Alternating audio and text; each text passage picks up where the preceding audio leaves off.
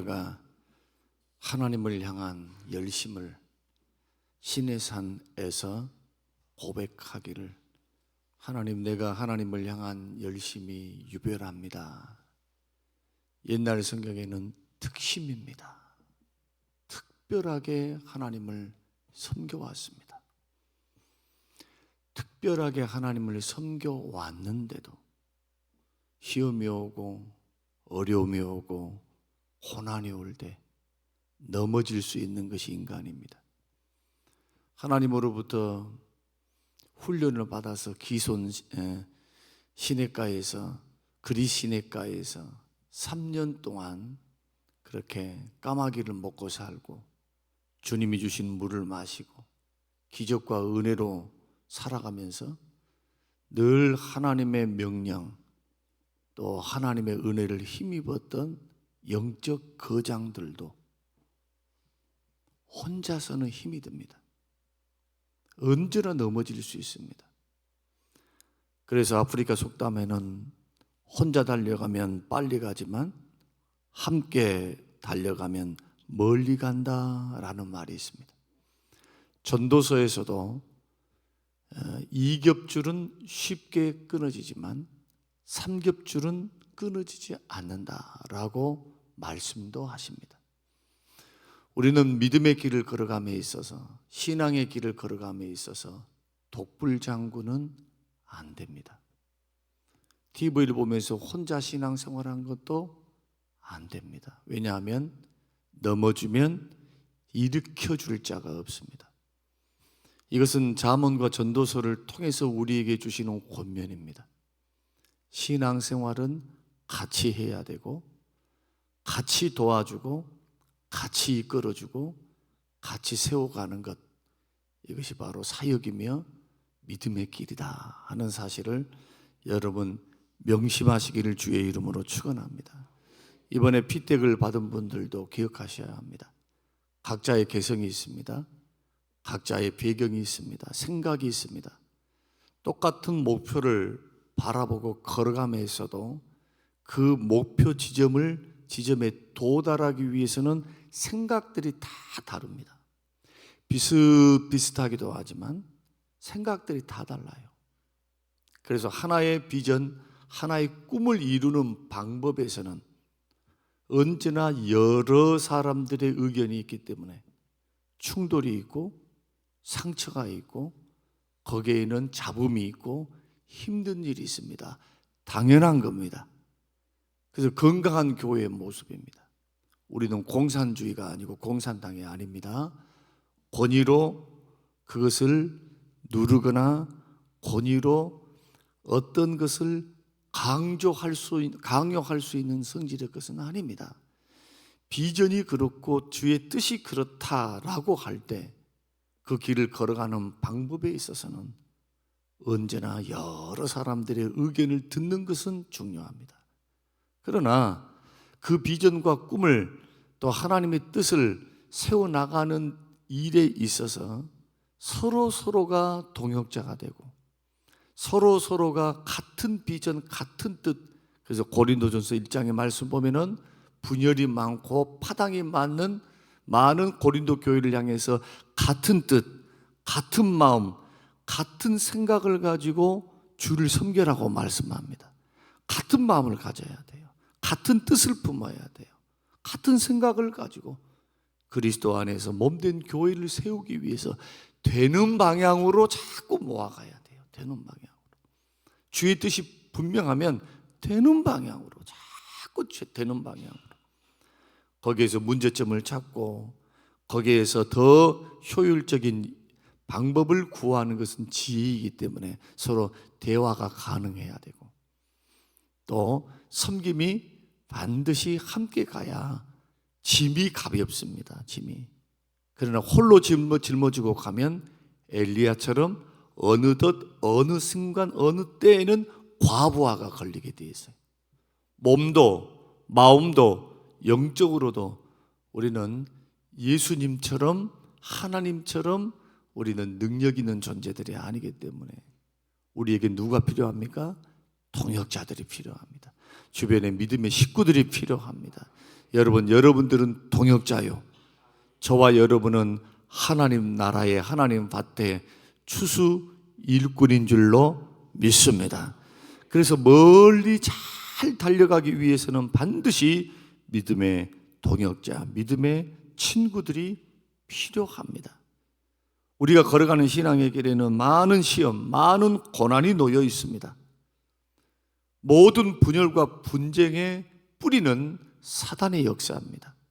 우리 속에 있는 고집, 자아, 이기심, 죄성을 부추겨서 그 죄성을 증폭시키고 그 죄성을 참지 못하고 그것을 통해서 상처를 주고 그런 일련의 과정을 통해서 사단이 원하는 것은 뭐냐? 교회를 분열시키고 약화시키고 무너뜨리는 것. 그리고 최종적인 상태는 그 믿음을 밑바닥 되게 만들어서 별로 쓸모가 없어요. 하나님 나라에 쓸모도 없고 인생을 헛살고 시험과 시험 늘 시험 속에 살다가 헤어나지 못하고 살다가 인생을 허비할 수 있는 그러한 상황에 놓여 있는 것이 바로 사람이라는 겁니다. 모세는 40년입니다.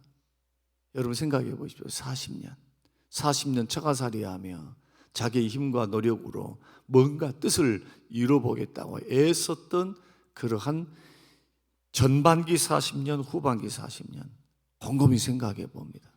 하나님은 그의 고집과 아집을 깨뜨리기 위해서 고래심줄과 같은 죄성을 무너뜨리기 위해서 하나님의 하나님 되심을 보이기 위해서 80년이 필요했다면 저와 여러분의 짧은 인생 살아가는 과정 속에서 주께서 우리를 효과적으로 하나님이 다루기 쉬운 사람이 다루기 쉬워서 하나님을 섬기기 잘하고 사람을 섬길 수 있는 신앙 인격으로 만들기 위해서는 어느 정도의 연단이 필요할까요? 사단의 시험이 되든 신앙의 연단이 되든 그것을 쉽게 이겨낼 수 있고 넘어갈 수 있는 사람은 주변에 함께 동역하는 동역자들이 있는 사람들입니다. 그래서 교회 안에는 믿음의 동역자들이 있어야 됩니다. 내가 넘어지면 붙들어 줄 사람, 내가 잘못된 길로 걸어가면 충고해 줄 수 있는 사람, 바른 길로 걸어가지 않고 있는데 박수만 쳐주고 있고 구경만 하고 있는 그것은 친구 죽어라는 말입니다. 부모는 자식이기 때문에 싫어도 그 말 합니다. 남은 내 자식이 아니고 내 친구가 아니고 나와는 관계없기 때문에 구경합니다. 안타깝다고 말은 해요. 그러나 더 이상 관여하지 않습니다. 남이기 때문에. 우리는 그런 의미에서 남이 아닙니다. 믿음의 형제들이고 우리는 천국을 유산으로 물려받은 하나님의 자녀들입니다. 믿음의 형제들입니다. 적이 아닙니다. 대적이 아닙니다. 우리는 결코 적이 아니에요. 하나님의 자녀들입니다. 믿음의 동역자들입니다. 오늘날과 같이 조직교회 안에 있어서 분열이 많은 시대는 없었습니다. 분열이 이제는 있는 것조차도 감사할 시대가 됐어요. 이제는 왜 그런가 하니 개교회주의, 개인주의가 득세를 하기 때문에 교회가 싸우든 뭐하든 교회가 일을 하든 어떻든 나는 내 신앙 내 혼자 지키겠다 그렇게 해서 익명으로 다닌 사람도 많고 홀로 신앙생활하는 사람 많습니다. 그건 결코 건강한 신앙생활, 주님이 말씀하는 교회 생활이 결코 아닙니다. 목양이라고 하는 게 뭐냐? 다스림을 받고 인도를 받는 겁니다. 목양꾼 안에 들어와 있어야 돼요. 목자를 통해서 하나님은 이끌어가게 하시고 당회를 구성해서 다스리고 치리하도록 주께서 권위를 세우시고 질서를 부여하신 거예요. 이 제도 안에 들어와 있어야지. 자식들이 스라의 부모에게 있을 때는 스라의 부모에게 있어야 돼요. 독립하기 전까지는. 그 말을 듣고 그 밥을 먹으면서 그 보호를 받으면서 거기에서 훈련도 받고 꾸준함도 듣고 책망도 듣고 이것이 나머지 인생을 살아가는 데 있어서 큰 재산이 되고 나머지 인생에 있어서 큰 도전이 되고 교훈이 된다면 오늘 저와 여러분 우리가 어제 말씀을 통해서도 교회에 대해서 제가 1부 때는 5가지를 말씀드렸고 또 2부 때는 한 가지만 말씀을 드리면서 함께 말씀을 나누었지만 교회라고 하는 공동체 안에서 자기를 발견해야지 공동체에 속하지 못하면서 자기 자신을 드러내려고 하는 것은 그것은 기름과 물과 같아요. 절대로 하나님이 기뻐하는 길을 걸어갈 수가 없어요. 그래서 교회 안에는 언제나 스며들어야 되고 스며들 때 믿음의 동역자들로서 사랑으로서 서로 끌어주고 밀어주는 관계가 되어야 할 줄로 믿습니다. 중요한 것은 뭐냐? 함께 하고 있는가예요. 나는 함께 하고 있는가? 오늘 본문의 말씀을 보면 엘리야 선지자가 갈멜산에서 승리한 후에 850명의 거짓 선지자들을 모두 잡아 죽인 후에 발생한 엘리야의 시험에 대한 이야기입니다. 거두절미하고 이 큰 능력, 승리 맛보고 난 후에 급격하게 우리가 생각할 때 도저히 이해할 수 없는 엘리야의 침체된 모습을 보게 됩니다. 이렇게 사람이 이럴 수 있나? 어제 그렇게 성령 충만 받아가지고 할렐루야 할렐루야 승리를 노래하고 850명을 기송강에서 목을 쳐서 죽였어요. 승리에 도취되어서 그랬을까요? 엘리야가 고백한 것처럼 모세가 기거했던 동굴이라 추정되는 시내산에서 낙심 절망 가운데 하나님께 이렇게 호소를 하죠.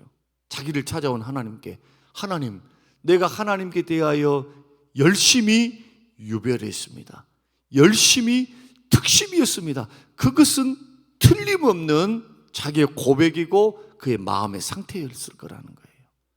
하나님에 대한 열심이 있으니까 우상 숭배자들에 대해서 하나님이 싫어하는 원흉, 기근이 오게 만들고 저주가 오게 만들었던 우상 숭배의 그 최고의 원흉들을 제거하는 일에 있어서 열심을 품고 앞장섰습니다.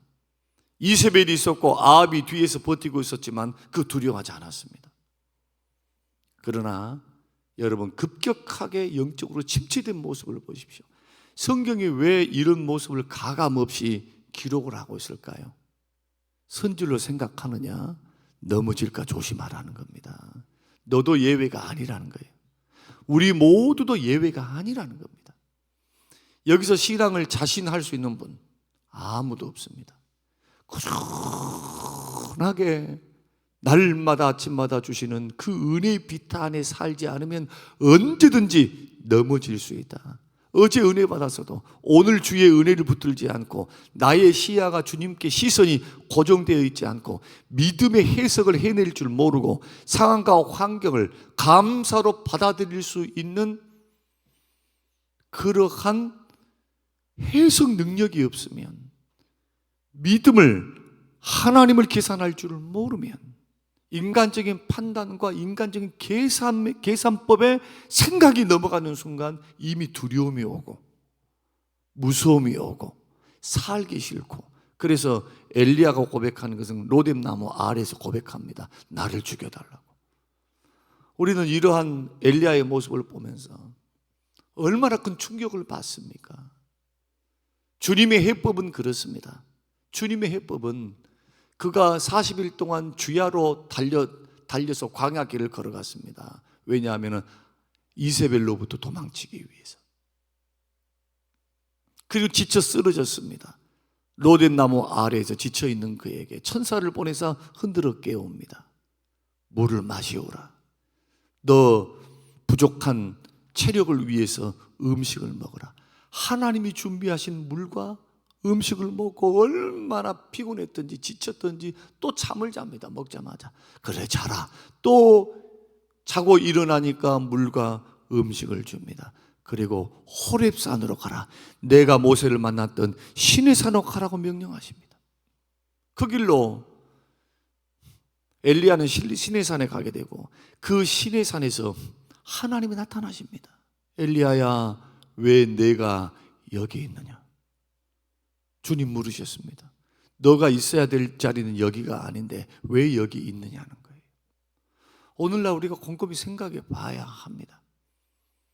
우리의 사명의 자리, 우리의 믿음의 자리, 우리가 지킨다는 거, 끝까지 지켜간다는 거, 주님이 부르시는 그날까지 나는 끝까지 인내하며 사도 바울처럼 끝까지 믿음의 선한 싸움을 싸우고 달려갈 길을 다 마쳤다라고 고백할 수 있는 사람은 결코 자신만만한 사람이나 아니면은 홀로 독불장군으로 걸어가는 사람이 아님을 우리가 기억할 필요가 있습니다.